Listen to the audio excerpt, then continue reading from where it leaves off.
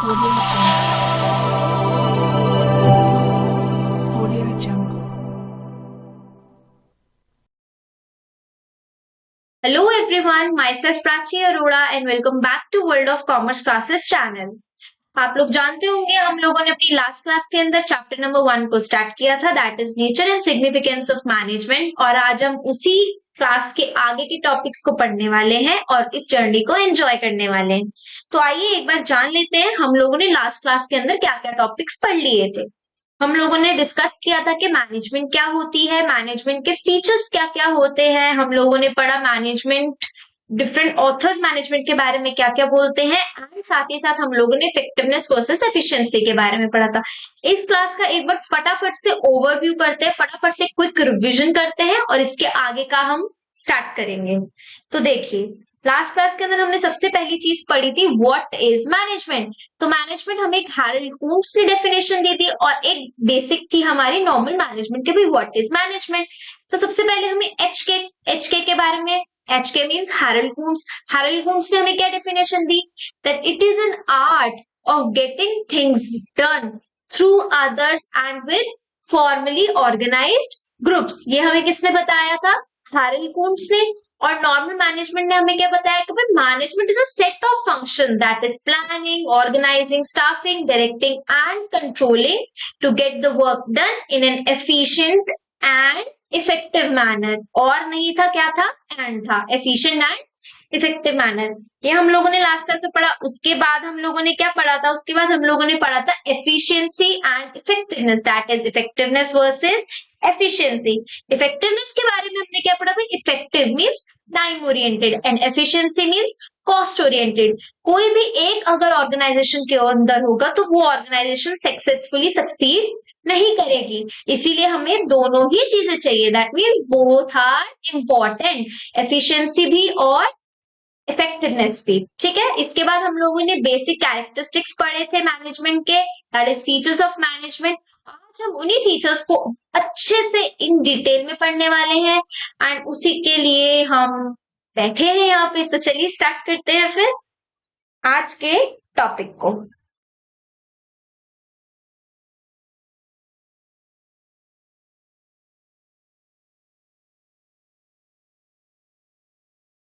देखिए,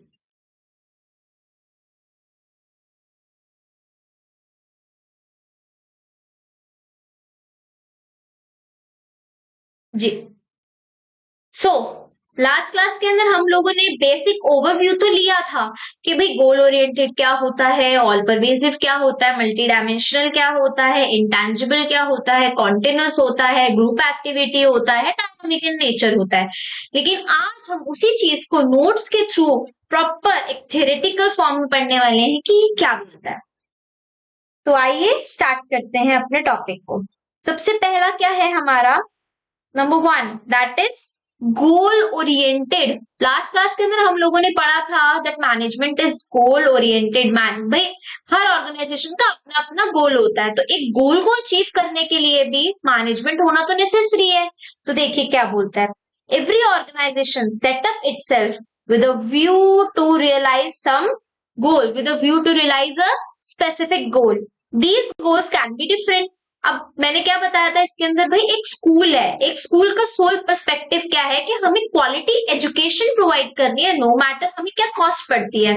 लेकिन वही दूसरी तरफ जो प्राइवेट कंपनीज है उनका तो सोल ऑब्जेक्टिव ही क्या है कि उनको सिर्फ और सिर्फ प्रॉफिट कमाना है।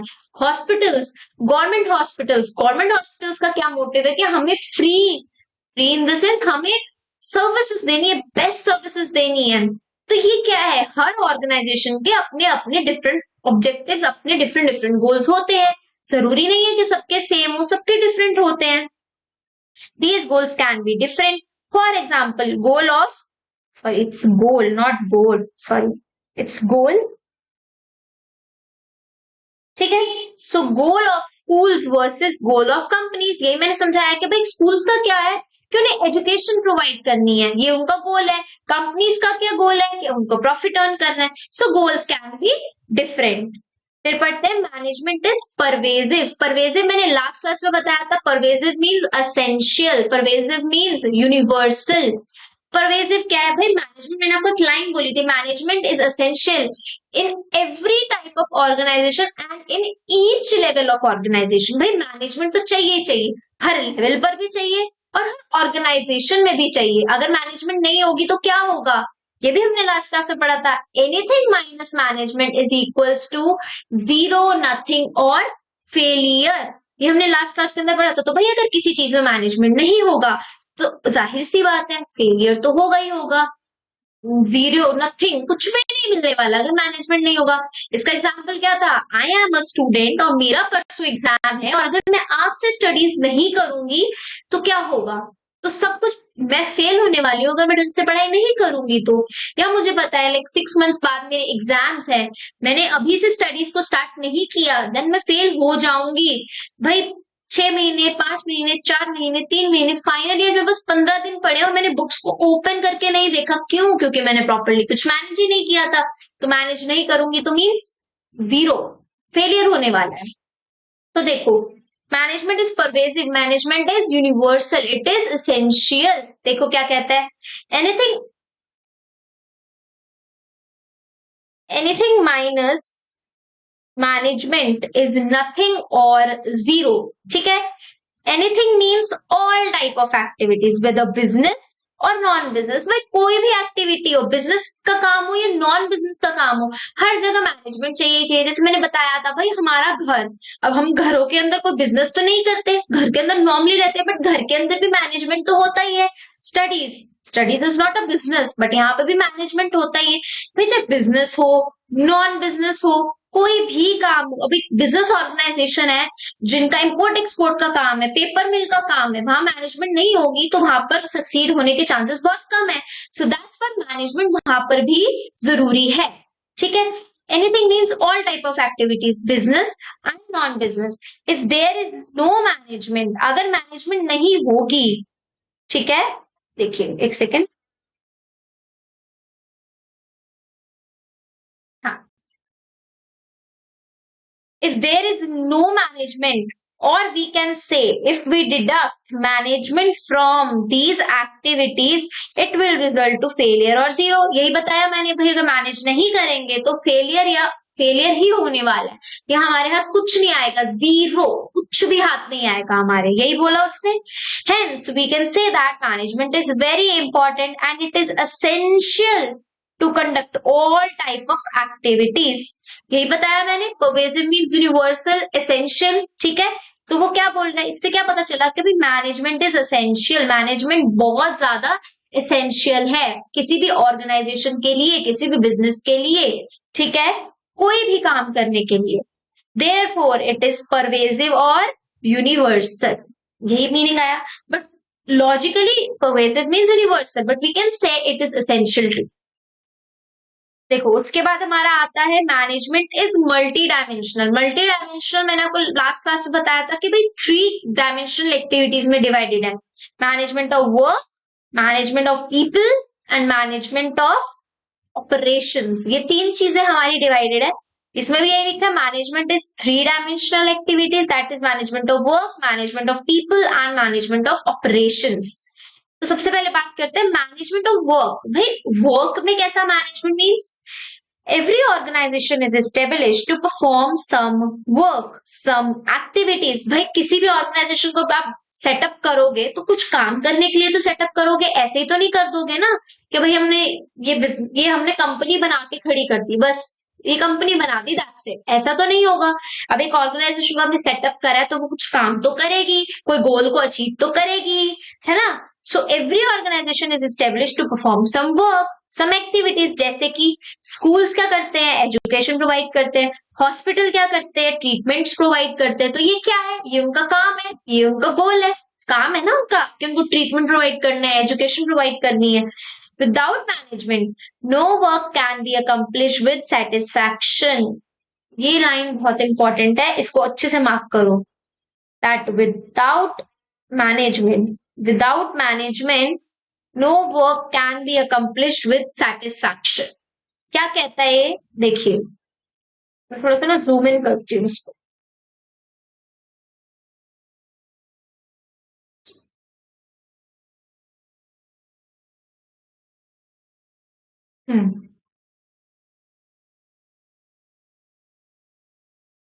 हाँ देखिए, तो क्या कह रहा है, मैंने अभी हमारा ना पूरे मैनेजमेंट के अंदर एक लाइन कांस्टेंट रहने वाली है, anything minus management is equals to nothing, zero, failure. ये कांस्टेंट है। यहाँ पर भी वही लाइन देखो आती है, without management no work can be accomplish with satisfaction. देखो यार, अब मैनेजमेंट नहीं है, अब मैंने क्या बोला, 15 दिन रह गए मेरे एग्जाम आने को, मैंने बुक्स को हाथ भी नहीं लगाया। अब आज मैं अपनी बुक्स को खोलती हूँ और आज मैंने तर तर तर तर पढ़ना स्टार्ट कर दिया कि नहीं, करना है एग्जाम पास में मुझे पढ़ना है, मुझे पढ़ना है, मुझे पढ़ना है। तो इससे क्या होने वाला है, देखो मैनेजमेंट तो कुछ था नहीं, अब मुझे जो कोई इंपॉर्टेंट टॉपिक बताता है मैं इंपॉर्टेंट टॉपिक पढ़ लेती हूँ। अगर मुझे कोई ये बोलता है ये सर ने इंपॉर्टेंट बताया पढ़ लिए, भाई ये सीबीएसई ने मॉक टेस्ट भी इशू करे हैं, ये ले लिए, ये इस टीचर ने पढ़ाया है, हाँ कर लिए, ये इन्होंने इंपॉर्टेंट बताया, हाँ कर लिए।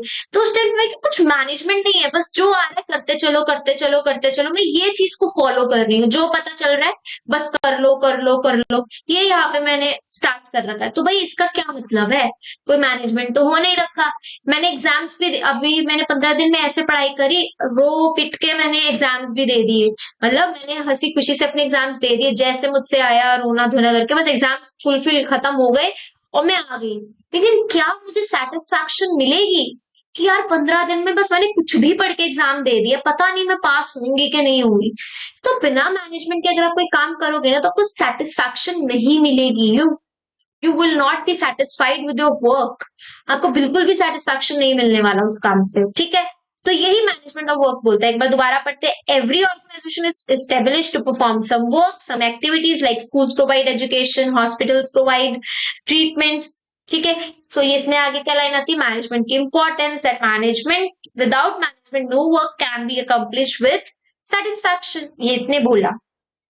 नेक्स्ट टॉपिक हमारा आता है भाई मैनेजमेंट ऑफ पीपल। अब काम को तो मैनेज कर लिया, भाई ये काम है ना मेरा, इसको मैंने मैनेज कर लिया। सेकेंड थिंग क्या आती है मेरी, मैनेजमेंट ऑफ पीपल। अब हमें लोगों को भी तो मैनेज करना है। भाई देखो, as we all know that technology has taken place so much, sorry 1 second,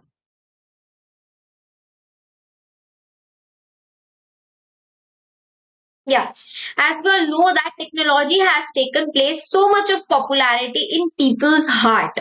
लोगों के दिलों में टेक्नोलॉजी ने घर कर लिया। आज हर घर आप देखो, अगर आपसे आज कोई पूछे कि मुझे इस वर्ड का मीनिंग बताओ, क्या आप लोग डिक्शनरी खोलोगे? नहीं खोलोगे। आप लोग सीधा गूगल करोगे कि गूगल मुझे इस वर्ड का मीनिंग बता दो, तो आप जाके अब परवेजिव ले लेते हैं। अब आपके परवेजिव, पहले क्या होता था, हम डिक्शनरी ओपन करते थे और डिक्शनरी ओपन करके ना मीनिंग देखते थे और उसके साथ साथ हमें और भी मीनिंग दिखते थे। लेकिन अब क्या हो गया, टेक्नोलॉजी इतनी एडवांस हो गई कि आजकल तो डिक्शनरीज के एप्स आ चुके हैं, तो डिक्शनरी तो कोई खोलेगा ही नहीं, है ना। तो इसी से क्या पता चलता है कि भाई टेक्नोलॉजी ने इतना घर कर लिया है ना कि सारे पुराने तरीकों को तो हम जैसे साइड ही कर चुके हैं।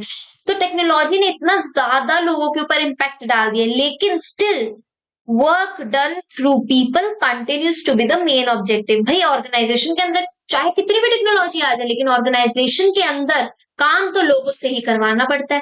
क्योंकि अब ऐसा तो नहीं है ना, आप एक ऑर्गेनाइजेशन देखो जहां एक भी इंसान काम नहीं करता, सारा रोबोट्स काम करते हैं, सारा काम कंप्यूटर्स करते हैं। No, that is not possible. लोग हमको चाहिए चाहिए, तो लोगों से भी काम करवाना है तो उसके अंदर मैनेजमेंट तो चाहिए ही चाहिए। यही वो आगे बोलता है। टू मेन इश्यूज, ये बहुत इंपॉर्टेंट लाइन आती है इसके अंदर, ये आपका स्टार है, ठीक है। Two main issues before management. भाई मैनेजमेंट हमें लोगों का करना है, लोगों को मैनेज तो करना है, लेकिन उसमें दो इश्यूज हमको आएंगे। क्या भाई, एक मैनेजमेंट में आपको लोग, कोई कहीं से आता है, कोई कहीं से आता है, किसी का कुछ मानना है, किसी का कुछ मानना है, किसी की कोई नीड है, किसी की कोई नीड है, तो सब अलग अलग लोग होते हैं। उन लोगों से एक साथ काम कैसे निकलवाना है ना, ये बहुत जरूरी है और इसको मैनेज करना लिटरली एक बिग टास्क है। देखो यही बोला, dealing with people having different needs. मैंने लास्ट क्लास में बताया था कि किसी की नीड होती है, पैसा हो सकती है कि मुझे पैसा कमाना है, किसी की नीड पैसा कमाने से ऊपर हो सकती है, स्टेटस की नीड हो सकती है, तो किसी की नीड हो सकती है कि नहीं बस मुझे ऑर्गेनाइजेशन के लिए फुल वर्क करना है, मैं ऑर्गेनाइजेशन के लिए समर्पित हूँ, मुझे ऑर्गेनाइजेशन के लिए ही काम करना है, ठीक है। तो लोगों के different different needs, different different wants हो सकते हैं, है ना। So dealing with people having different needs, then dealing with individual as a group of people. अब इसमें क्या बात है, इंडिविजुअल्स, अलग अलग इंडिविजुअल्स होते हैं हमारी ऑर्गेनाइजेशन, ये है ये है ये है।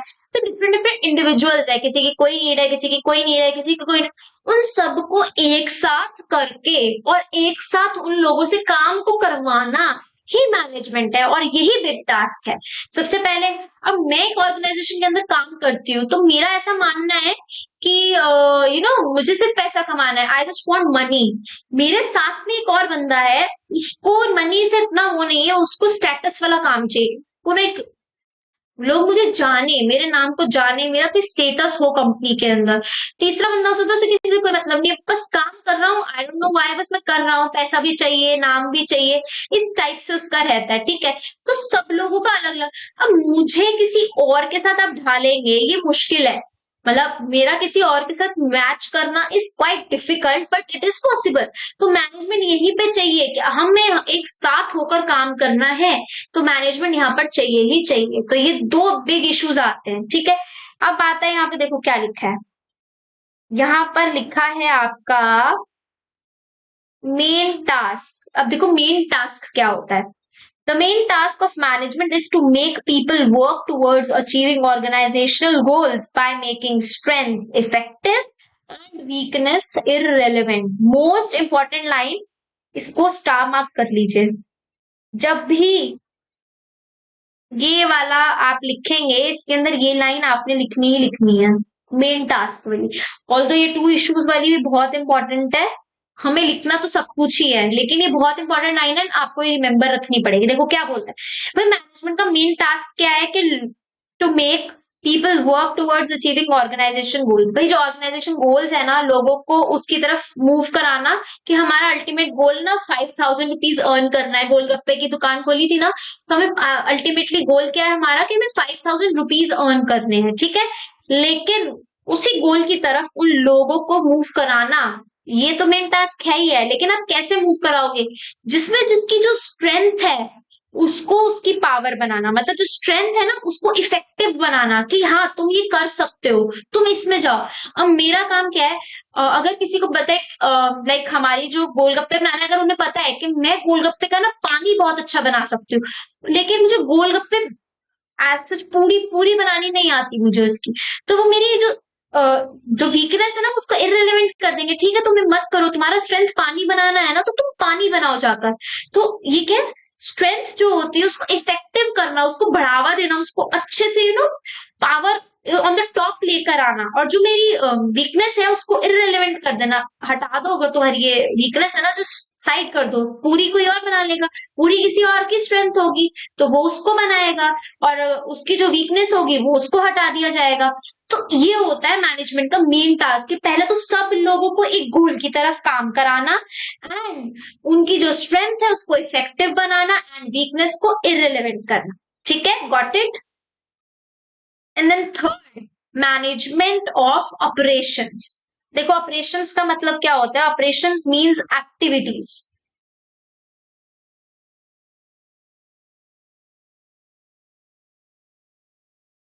Wait,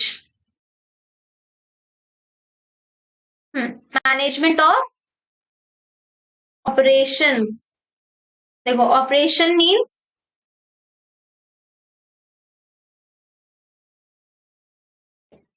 activities. सो भाई एक्टिविटीज का भी मैनेजमेंट करना है। देखो क्या बोलता है ये, पढ़ो। To achieve goals of an organisation various activities are performed.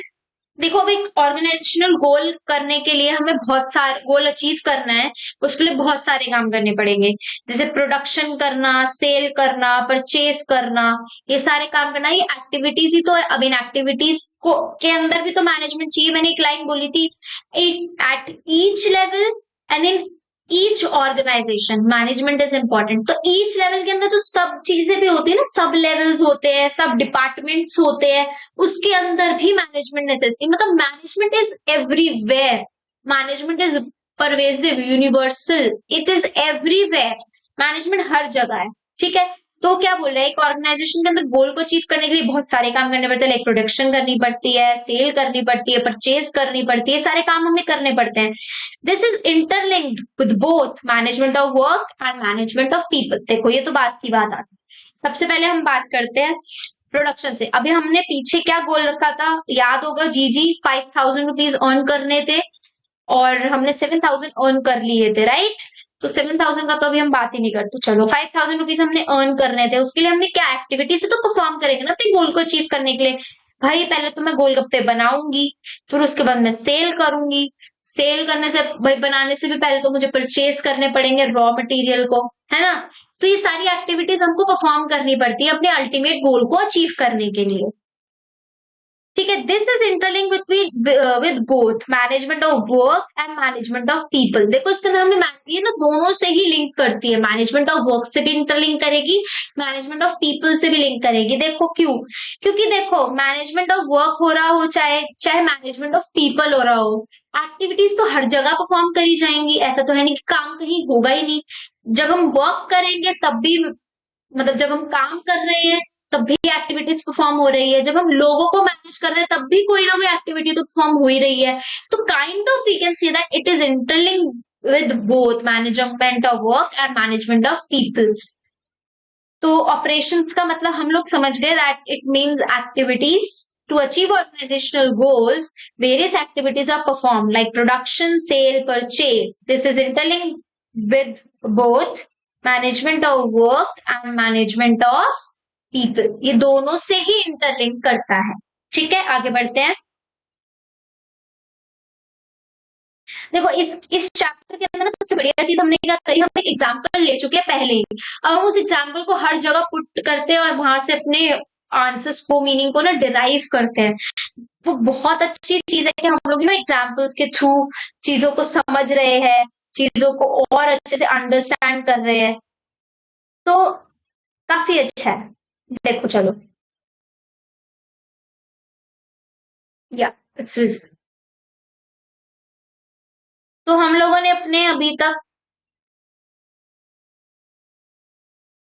3 characteristics पढ़ लिए हैं, अब हम अपने 4th कैरेक्टरिस्टिक पे जंप कर रहे हैं, दैट इज कॉन्टिन्यूस प्रोसेस। देखो, management is not a process which can be performed once but a series of continuous but separate function. क्या समझ नहीं आया? देखो दोबारा, पहले तो कल याद करो लास्ट लेक्चर में मैंने क्या पढ़ाया था। मैंने क्या बोला था भाई, मैनेजमेंट कॉन्टिन्यूस है, एक बार मैंने गोल अचीव कर लिया उसके बाद वो फिर से कंटिन्यू हो जाएगी, क्योंकि जो प्रोसेस है ना वो रुकता नहीं है, वो चलता रहता है। आज 5,000 का गोल था, कल 7,000 का रखूंगी, फिर 10,000 का रखूंगी। तो जैसे जैसे गोल बढ़ते चल, गोल हम डिसाइड करते हैं, वैसे वैसे ही हमारा जो मैनेजमेंट है वो कंटिन्यू रहता है। तो it is a continuous process, ये हमने कल के लेक्चर के अंदर बहुत अच्छे से पढ़ा था। तो देखो इसने भी यही चीज बोला, management is not a process which can be perform once. Management ऐसा बिल्कुल नहीं है कोई भी प्रोसेस के बस एक बार कर लिया and wind up. No, management ऐसा नहीं होता, but it is a series of continuous but separate functions. मतलब series of continuous and separate functions. देखो सबसे पहले, अब किसी भी चीज का मीनिंग जब हमको डिराइव करना होता है ना, तो उसके अंदर सबसे ज्यादा जरूरी क्या होता है कि हम उसको सेपरेट करें ताकि हम उसका मीनिंग अच्छे से डिराइव कर पाए। देखो एक रफ साइड ढूंढते हैं, या दिस इज फाइन। देखो जैसे कि इसने क्या बोला, सीरीज ऑफ कॉन्टिन्यूअस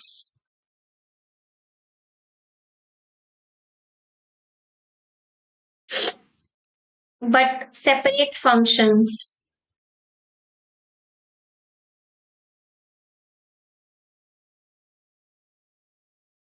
यही पढ़ा अभी हमने। तो सबसे पहले ना आपको इसके अंदर क्या दिख रहा है, सेपरेट फंक्शंस।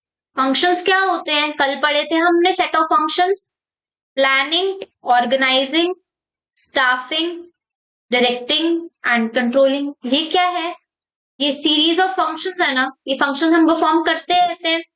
तो उसने क्या बोला, सेपरेट फंक्शन, ये बात जाहिर है कि ये एक साथ चलता है, ये प्रोसेस चलता है एक तरीके से, planning, organising, staffing, directing, controlling, ये फंक्शंस है मैनेजमेंट के। लेकिन इट इज अ बट क्या ऐसा है कि 5,000 रुपए जैसे मैंने अर्न कर लिए उसके बाद ये स्टॉप हो जाएगा? नहीं, उसके बाद मैंने 7,000 रुपए का गोल बनाया, मैंने क्या केवल 7,000 रुपीज का गोल बनाया। अब ये 7,000 रुपीज का गोल बनाना is what, this is planning ना, कि मैंने गोल सेट किया, प्लान करूंगी ना, एक ब्लू प्रिंट। प्लानिंग में क्या होता है, ब्लूप्रिंट सेट किया जाता है, तो मैं ब्लूप्रिंट सेट करूंगी। मैंने प्लान किया हम इसको कैसे अचीव करेंगे, क्या कितना अचीव करना है, 7,000 रुपीज मुझको अचीव करना है, ये मैंने प्लान किया। तो दोबारा से वही प्रोसेस स्टार्ट हो जाएगा। तो क्या कहने का मतलब, ये कॉन्टिन्यूअस सीरीज है कि ये चलती ही रहेगी, लेकिन सेपरेट फंक्शंस की है। तो हर एक का काम तो अलग अलग है ना। प्लानिंग का मतलब ब्लूप्रिंट है, कंट्रोलिंग का मतलब रिजल्ट बताना है, उन दोनों को कंपेयर करना है। ठीक है, स्टाफिंग का मतलब रिक्रूटमेंट करना है, डायरेक्टिंग के अंदर हम लोगों को मोटिवेट करते हैं, लोगों को बताते हैं, यही मतलब होता है। तो फंक्शंस हर एक दूसरे से अलग अलग है, सेपरेट फंक्शंस है, लेकिन ये सीरीज है कॉन्टिन्यूअस फंक्शन की, जो परफॉर्म होते ही रहते हैं। ठीक है, गॉट इट। अब पढ़ते हैं कि ये लाइन क्या बोल रही है, कॉन्टिन्यूअस प्रोसेस हमें क्या बोल रहा है।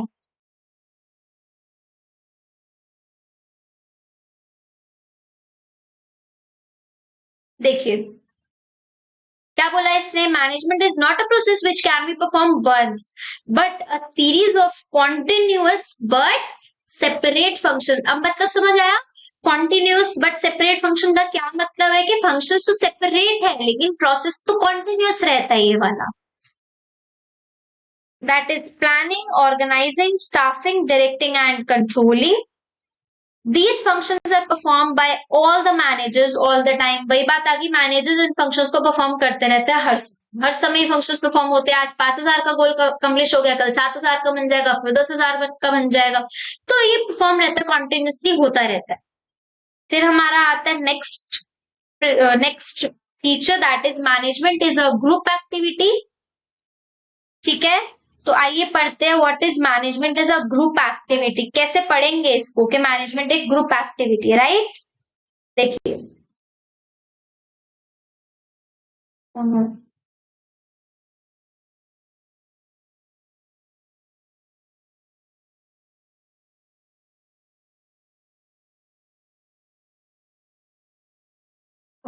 क्या हो गया ये,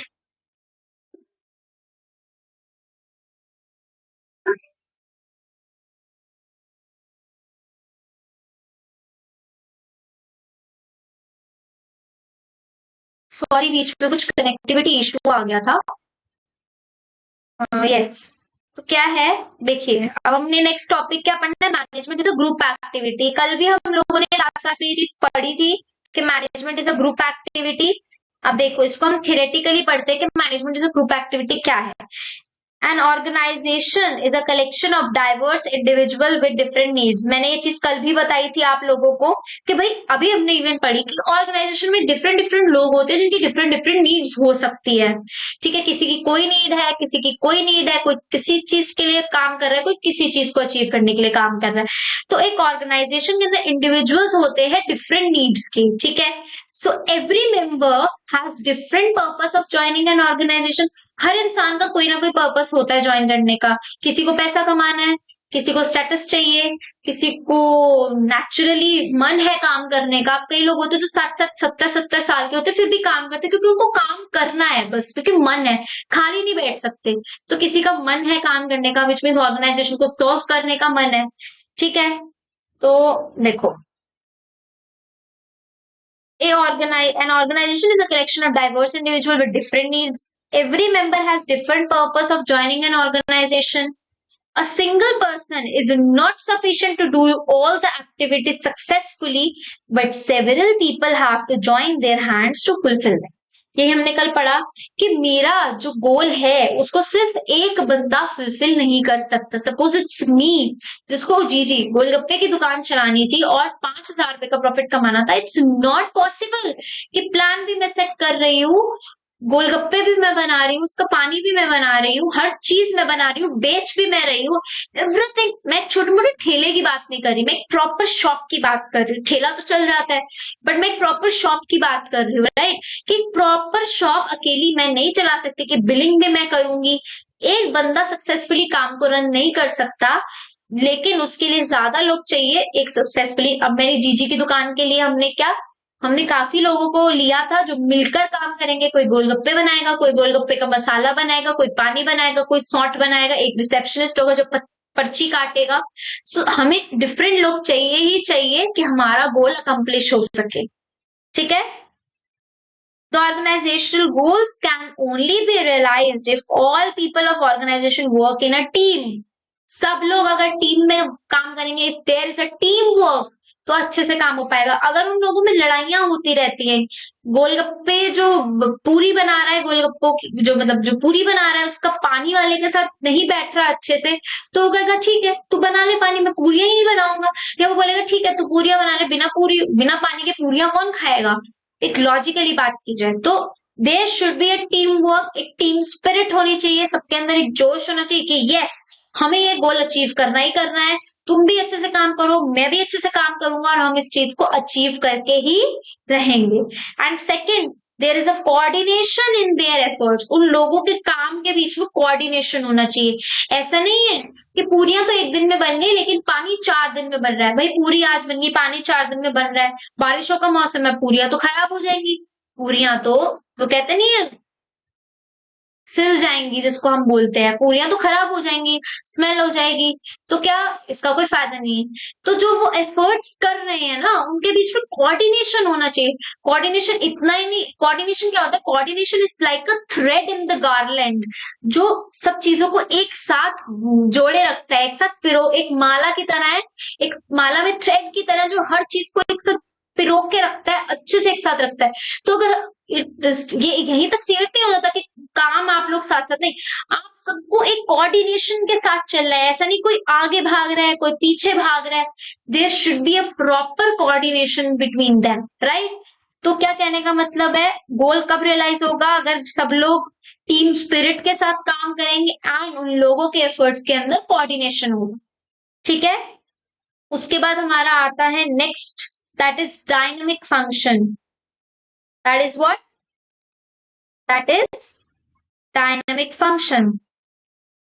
अब देखिए डायनामिक फंक्शन, मैंने पहले कल एक मैकडॉनल्ड्स का एग्जांपल दिया था आप लोगों को कि भाई मैकडॉनल्ड्स ना आए दिन अपनी स्कीम्स बदलता रहता है, जैसे जैसे टाइम बदल रहा है वैसे वैसे मैकडॉनल्ड्स भी अपनी स्कीम्स को बदलता है। कभी 99 वाला पैकेज ले आता है, कभी 129 वाला पैकेज ले आता है, कभी कोई अब देखो, अब उसने ये देखा कि लोग फ्राइज के साथ ना चिपोटले सॉस या कोई म्योनीज की सॉस बहुत प्रेफर करते हैं, तो उसने चीजी फ्राइज निकाल दिए।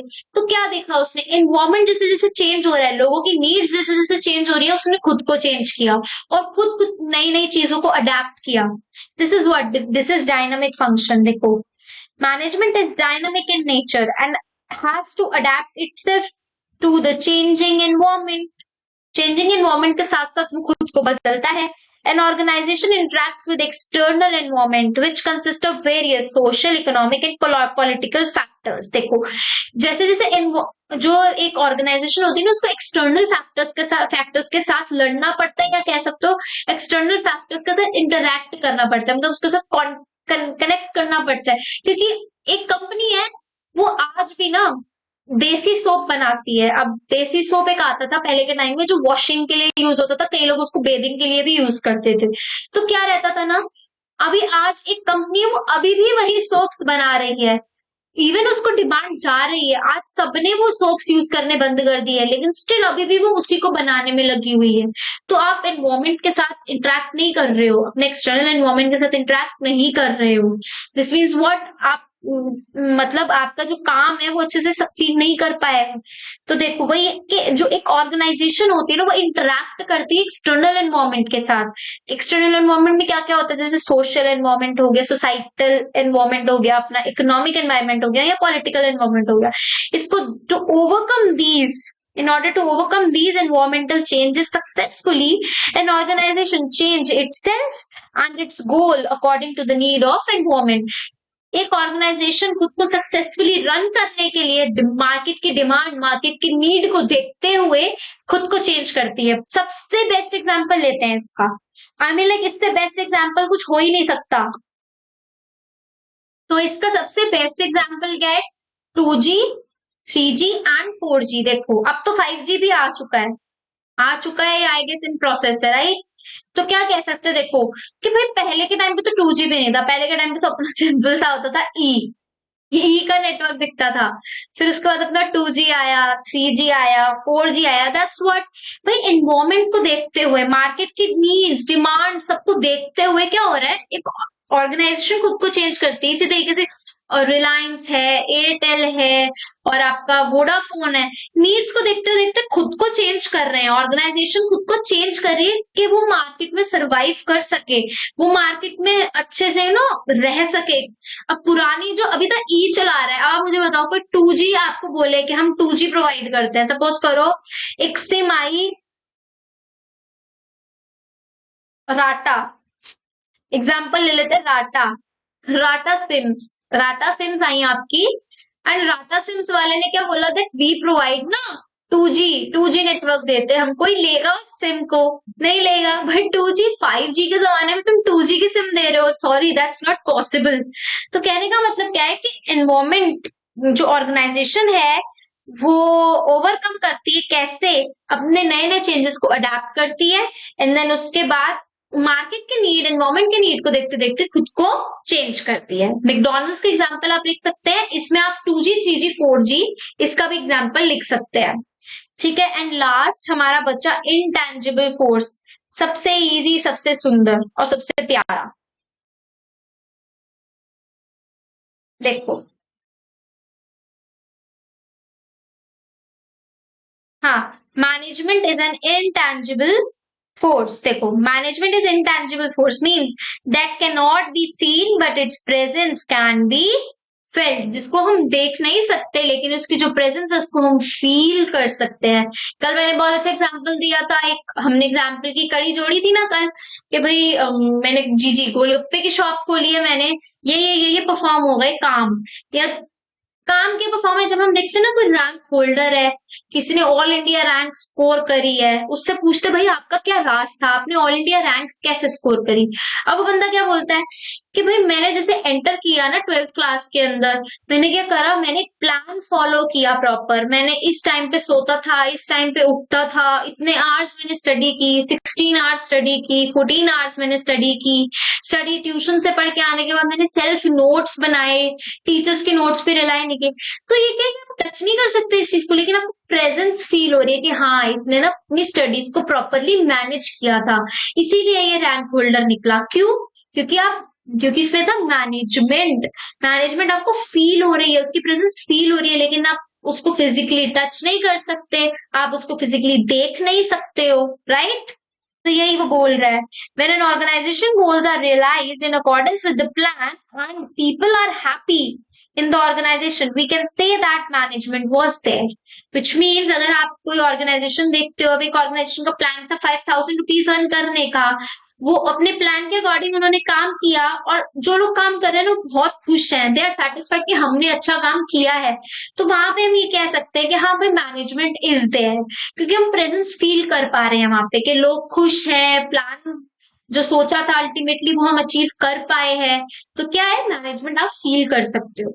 तो guys and everyone, sorry, so help everyone, यहाँ पे हमारे जो कैरेक्टरिस्टिक्स या फीचर्स है मैनेजमेंट के, ये होते हैं फिनिश, थ्योरेटिकल लैंग्वेज में भी, एंड आई होप आप लोगों को समझ में भी आए होंगे, ठीक है। तो एक बार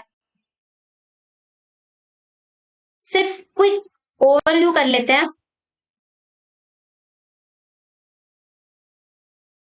गोल oriented process, all pervasive, management is multi dimension के अंदर 3 डायमेंशन थी, by work, by people, by operation, then it is a continuous process, it is a group activities, an intangible force, and then last dynamic function. ये हमने सारे पढ़े हैं यहाँ पर, characteristics and features of management. इसके बाद हमारा आता है ऑब्जेक्टिव्स ऑफ मैनेजमेंट। क्या आते हैं हमारे ऑब्जेक्टिव्स ऑफ मैनेजमेंट? अब देखो, ऑब्जेक्टिव्स ऑफ मैनेजमेंट काफी हमें डिटेल में तो पढ़ने पड़े, आज ही खत्म करते हैं इसको, कल तक पे नहीं लेकर जाएंगे, कल हम अपने नेक्स्ट 2 या 3 टॉपिक्स को कंप्लीट करेंगे, ठीक है। तो आज सबसे पहले हम अपना फिनिश करते हैं ऑब्जेक्टिव्स ऑफ मैनेजमेंट। देखो अब भाई मैनेजमेंट हमने फीचर्स पढ़ लिए, मैनेजमेंट होती कैसी है, और हमने ये भी पढ़ा कि भाई मैनेजमेंट करने के लिए ये मतलब मैनेजमेंट में हमें ये चीजें दिखती हैं, हमने मैनेजमेंट के फंक्शंस पढ़े। बट मैनेजमेंट क्यों जरूरी है, हमें मैनेजमेंट क्यों चाहिए? हमने इतनी बड़ी लाइन भी पढ़ ली, anything minus management is nothing, zero, failure. But why हम ये सब पढ़ क्यों रहे हैं? आफ्टर मैनेजमेंट करने का कोई तो ऑब्जेक्टिव होता होगा ना। अभी एक स्टूडेंट ने अपनी स्टडीज को प्लान करा, कोई तो ऑब्जेक्टिव होगा ना उसका कि उसने क्यों इतनी मैनेजमेंट करी अपनी स्टडीज के अंदर, वाई। तो there must be an objective, कोई ना कोई ऑब्जेक्टिव होगा मैनेजमेंट का। So there are three objectives of management: organisational objective, social objective and personal objectives, right? Organisational objective, social objectives, personal objectives. देखो, इसको इजीली याद रखने का तरीका पता है क्या है?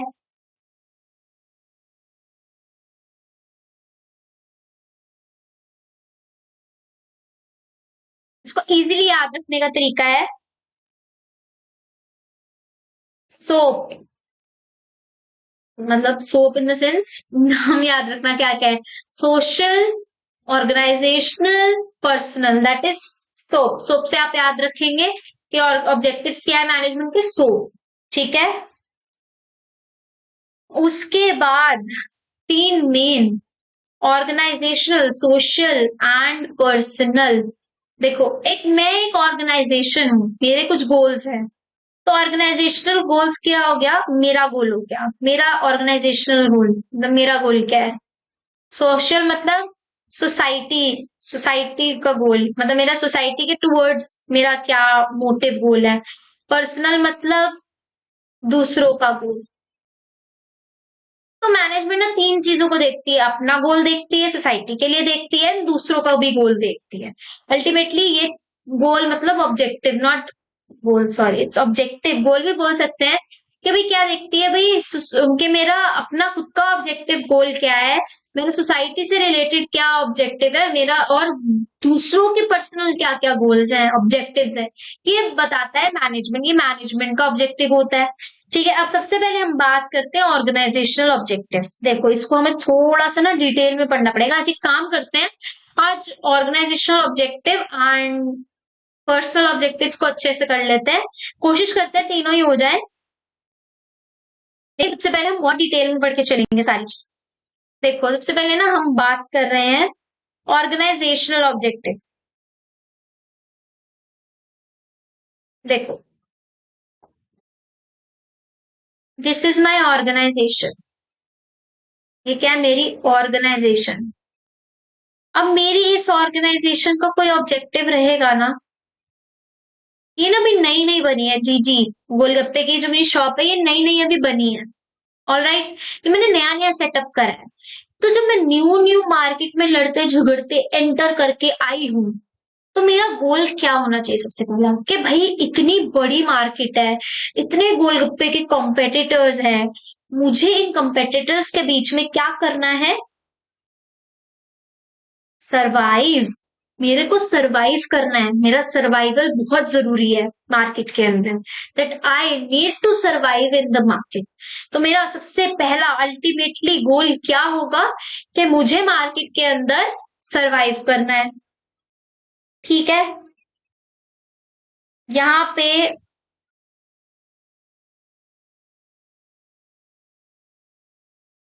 यहाँ हम लोगों ने सरवाइव कर लिया, फाइनली हम लोग सरवाइव कर चुके।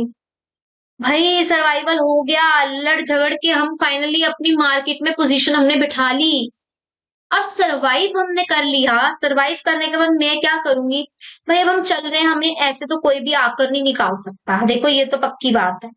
अब मैं अब क्या करूंगी? मैं दबा के खूब अच्छे से प्रॉफिट कमाऊंगी, I will earn profit in the market. अब मेरा अल्टीमेटली गोल क्या होगा? कि मुझे प्रॉफिट कमाना है, ताकि कल को कोई भी रिस्क आ सके, कोई भी अनसर्टेनिटी आती है मार्केट के अंदर, तो मैं उसको ओवरकम कर सकूं। ऐसा ना हो कि मैं पीछे रह जाऊं क्योंकि मेरे पास कोई एक्स्ट्रा मनी, एक्स्ट्रा प्रॉफिट नहीं होगा मेरे पास। तो ऐसा ना हो जाए कि कहीं मैं इन चीजों से पीछे रह जाऊं। तो मुझे प्रॉफिट भी अर्न करना है, एंड देन फाइनली भाई सरवाइव भी कर ली मार्केट में, प्रॉफिट भी कर ली। अब एंड स्टेज क्या आएगा? पैसा भी खूब जमा कर लिया कि अनसर्टेनिटी आएगी तो मैं उसके अंदर सरवाइव कर पाऊं। अब लास्ट आता है ग्रोथ। सबसे लास्ट में हमने क्या देखेंगे कि हमें चाहिए growth, we want to grow now. अब हमें टक्कर देनी है बड़े बड़े लोगों को, नॉट जीजी की बात। जैसे एक बार मैंने मार्केट में सर्वाइव कर लिया, मेरे जितने कंपेटिटर्स है ना, मुझे उनके मुकाबले जाना है। जैसे रिलायंस टाटा आपस में एक दूसरे से compete कर रहे हैं, like we will compete, Reliance, Vodafone और आपका एयरटेल, ये सारे compete कर रहे हैं ना। ये क्या है, compete कैसे कर रहे हैं? क्योंकि वो ग्रो कर रहे हैं मार्केट। वो 5G लाया, मैं भी 5G लाऊंगी। वो 6G लाया, मैं भी 6G लाऊंगा। तो we are growing but we are also competing with each other, right? हमें compete भी करना है और हम ग्रो भी कर रहे हैं मार्केट के अंदर। तो लास्ट स्टेज क्या आता है, ग्रोथ। ग्रोथ की स्टेज के अंदर ग्रोथ करते हैं, ग्रोथ के साथ साथ हम compete भी करते हैं मार्केट के अंदर, ठीक है? तो ये 3 स्टेजेस रहती है, 3 स्टेजेस बोल लो, 3 मेन ऑब्जेक्टिव्स बोल लो, जो एक ऑर्गेनाइजेशन के रहते हैं। कि सबसे पहले तो हम मार्केट के अंदर एंटर करा दो, किसी भी तरीके से एंटर कर गए और हमने सर्वाइव भी कर लिया। अब हमें प्रॉफिट दिला दो ताकि कोई भी रिस्क आए तो कल को हम फेस कर लें। अब पैसा भी खूब जोड़ लिया कल की अनसर्टेनिटीज को फेस करने के लिए, और अब हम सर्वाइव भी कर चुके हैं। फाइनली हम ग्रो करेंगे, दूसरों के साथ लड़ेंगे और खुद को ऊपर निकालेंगे, खुद ग्रो करेंगे और ज्यादा, ठीक है? तो ये 3 मेन ऑब्जेक्टिव्स होते हैं किसी भी ऑर्गेनाइजेशन को। अब इसको थ्योरेटिकली एक बार पढ़ लेते हैं कि क्या होता है।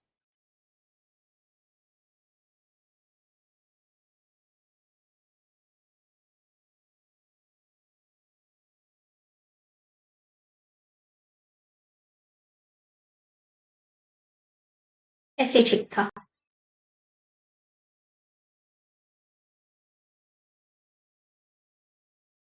देखिए, ऑर्गेनाइजेशनल ऑब्जेक्टिव क्या होता है? The main objective of an organisation should be to utilise human and material resources to the maximum possible advantage.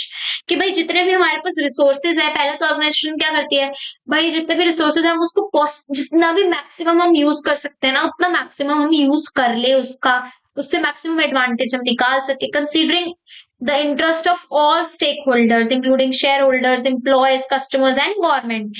इन सबको ध्यान में रखते हुए हम लोग अच्छे से अच्छा मैक्सिमम पॉसिबल एडवांटेज ले सकें। तो मेन जो 3 इसके अंदर क्या होता है, this also includes of fulfilment of economic objectives. भाई इसके अंदर हमारे इकोनॉमिक ऑब्जेक्टिव भी आते हैं। जितने भी रिसोर्सेज हैं हमें उससे तो फुल एडवांटेज चाहिए। रिसोर्सेज मतलब जो हमारे ह्यूमन रिसोर्सेज है, मटेरियल रिसोर्सेज है, हमें इनसे तो एडवांटेज चाहिए ही चाहिए। साथ ही साथ ना हमको इकोनॉमिक ऑब्जेक्टिव्स भी फुलफिल करने। इकोनॉमिक ऑब्जेक्टिव्स में हमारे कौन आ गए, सर्वाइवल, प्रॉफिट, ग्रोथ। अब देखना ये पढ़ेंगे ना, हमें मुश्किल नहीं आएगी, हमें बहुत अच्छा लगेगा, बहुत ईजी लगेगा। देखो, survival. The basic objective of any business is survival. In order to survive, an organization must earn enough revenue to cover the cost. पहला तो यही होगा ना कि जो मेरी कॉस्ट है, जो मैंने जितना पैसा लगाया है गोलगप्पे बनाने के लिए, जीजी की दुकान पे जितना मैंने पैसा निकाला है, उतना रिवेन्यू मैं इतना रिवेन्यू कमा सकूं कि जितनी मैंने कॉस्ट लगाई है उसको रिकवर किया जा सके। Like if I spend 3000 rupees, तो एटलीस्ट मैं 3000 रुपीज तो कमा पाऊं ना। इतना तो हो कि मैं सरवाइव कर पाऊं। भाई मैंने कमाया ही 1000 रुपए है, तो बहुत बुरे हालात है, चलने के मतलब पॉसिबिलिटी नहीं कि मेरा काम चल पाएगा। तो पहला क्या है कि हम इतना बेसिक रेवेन्यू अर्न कर सके कि हम अपनी कॉस्ट को रिकवर कर सकें। Then profit plays an important role in facing business hazards. जो भी दिक्कतें कल को प्रॉब्लम्स वगैरह आती है उसको फेस करने के लिए प्रॉफिट बहुत जरूरी है। Mere survival is not enough for business, management has to ensure that organisation makes a profit. सिर्फ सर्वाइवल जरूरी नहीं है, एक ऑर्गेनाइजेशन के लिए बहुत जरूरी है लॉन्ग टर्म के लिए भी कि वो प्रॉफिट अर्न करे। Profit is essential for covering cost and risk of the business. ये मैंने बताया, कल को कोई अनसर्टिनिटी आए, कोई भी रिस्क आता है बिजनेस को, तो हम उस रिस्क को कवर कर सके, उसके लिए हमारे पास इतना पैसा होना चाहिए। And then last finally growth. Growth क्या होता है, every business wants to grow. To remain in the industry, management must exploit fully the growth potential of the organisation. भाई जितना हम ग्रो कर सकते हैं उतना ग्रो करेंगे, उतना हम एक्सप्लॉइट करेंगे। एक्सप्लॉइट हम उतना फोर्स, उतना मेहनत हम लगाएंगे कि हम वहां तक पहुंच सके जहां तक हम पहुंच सकते हैं, जहां तक हमारी रीच है, जहां तक हम ग्रो कर सकते हैं, उतना मेहनत हम करें कि हम वहां तक ग्रो कर सके, ठीक है। Growth can be measured in term of sale volume increase in the number of employees, number of products etcetera. कैसे भाई, हमारी सेल एकदम से बढ़ गई, हमारे प्रोडक्ट की डिमांड बहुत ज्यादा बढ़ गई है। इन सब फैक्टर्स को देखते हुए तो हम बोलेंगे ना दैट वी आर ग्रोइंग, कि हम ग्रो कर रहे हैं, ठीक है। If all this shows an increase, then it can be said that business is moving towards growth. अगर हम ये सारे फैक्टर्स देखते हैं कि हमारे प्रोडक्ट की सेल बहुत ज्यादा बढ़ गई है, डिमांड बहुत ज्यादा आ रही है, हमारी सेल्स बढ़ गई, प्रोडक्ट डिमांड बढ़ गई, एम्प्लॉयज ज्यादा हो गए हमारे ऑर्गेनाइजेशन के अंदर, so we can say that कि हम लोग ग्रोथ की तरफ जा रहे हैं। देन उसके बाद हमारे दो ऑब्जेक्टिव्स और आते हैं, social objectives and personal objectives. Social आज पढ़ लेते हैं, पर्सनल हम कल पढ़ लेंगे, ओके। क्योंकि मुझे लगता है क्लास काफी लंबी चली जाएगी फिर, क्योंकि पर्सनल पढ़ने में भी हमें एटलीस्ट 20 मिनट्स और चाहिए होंगे, तो हम फ्रेश माइंड से नेक्स्ट क्लास में समझेंगे। देखो सोशल ऑब्जेक्टिव पे आते हैं सबसे पहले। तो सोशल ऑब्जेक्टिव क्या है? सोशल मतलब सोसाइटी के लिए कुछ करना, सोसाइटी के टूवर्ड्स भी। देखो जिस सोसाइटी के अंदर हम काम कर रहे हैं उस सोसाइटी को हम नेग्लेक्ट तो नहीं कर सकते, उस सोसाइटी के लिए भी हमें सर्व करना पड़ेगा कुछ ना कुछ। तो देखो क्या मतलब होता है इसका, creation of a benefit for society. भाई सोसाइटी के लिए कुछ बेनिफिट क्रिएट करना, दैट हमारा ये ऑब्जेक्टिव होना चाहिए कि हम सोसाइटी के लिए भी कुछ कर सके। एवरी ऑर्गेनाइजेशन वेदर बिजनेस और non business has a social obligation to fulfil. कोई भी बिजनेस हो, चाहे मतलब कोई भी ऑर्गेनाइजेशन हो, चाहे वो बिजनेस वाली ऑर्गेनाइजेशन हो, चाहे नॉन बिजनेस ऑर्गेनाइजेशन हो, प्रॉफिटेबल ऑर्गेनाइजेशन हो, नॉन प्रॉफिटेबल ऑर्गेनाइजेशन हो, सोसाइटल गोल्स उसके रहते ही है। कोई ना कोई सोशल रिस्पॉन्सिबिलिटी, सोशल ऑब्जेक्टिव उसका रहता ही रहता है, ठीक है। Every manager promises to assure health, safety and price control. हर ऑर्गेनाइजेशन के मैनेजर को ये प्रॉमिस करना होता है कि भाई कोई इंडस्ट्री है जो बहुत पोल्यूशन क्रिएट करती है, तो उसको ये इंश्योर करना पड़ेगा कि भाई हम हेल्थ मेजर्स को देखते हुए ही काम करेंगे, हम लोगों की सेफ्टी के लिए पूरा काम करेंगे। प्राइस कंट्रोल रहेगा। अब ऐसा नहीं कि मैंने कोई प्रोडक्ट लॉन्च करा है मार्केट के अंदर, 10,000 रुपीज, इतनी सी क्रीम का 10,000 रुपीज, नहीं, मैं प्राइस कंट्रोल पे भी ध्यान रखूंगी। तो मेरा सोशल ऑब्जेक्टिव तो फुलफिल मुझे करने ही करने।